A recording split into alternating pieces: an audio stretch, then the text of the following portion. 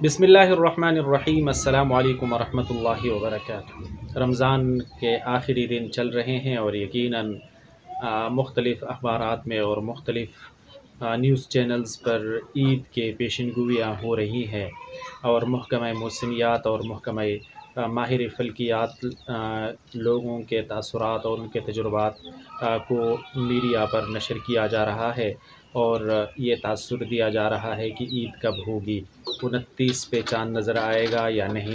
इस बारे में मुख्तलिफ़ आरा और मुख्तलिफ़ बातें सामने आ रही हैं।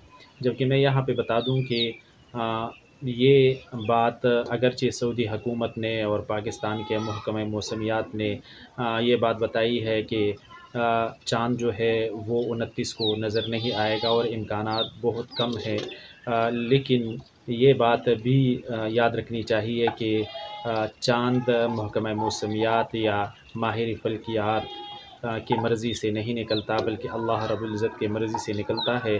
और ये लोग सिर्फ़ इम्कानात ही बताते हैं, इम्कानात के बारे में ये पेशनगोइयाँ करते हैं, वो इम्कानात 100% नहीं होती। बहुत सारी जगहों में इनके इम्कानात जो इन्होंने इम्कानात ज़ाहिर की और इन्होंने जो पेशनगोइयाँ की, उन पेशनगोइयों के बरअक्स काम हुआ है।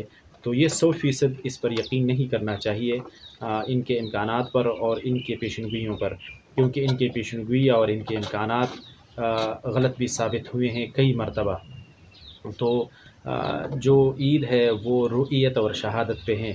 अगर नज़र आए किसी को या कोई शहादत दें तो शहादत और रुइयत जो है शरीयत में वो मानी जाएगी, ना कि इनके माहिराना राय। इनके माहिराना राय की कोई हुज्जत या दलील नहीं है।